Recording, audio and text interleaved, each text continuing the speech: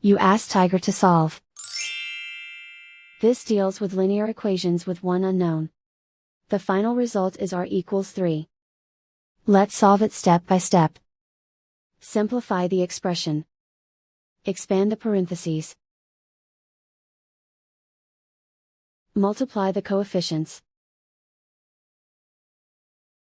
Simplify the arithmetic. Group all constants on the right side of the equation. Subtract 54 from both sides.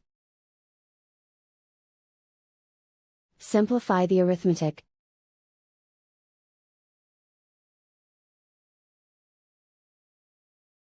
Isolate the r. Divide both sides by 18. Simplify the fraction.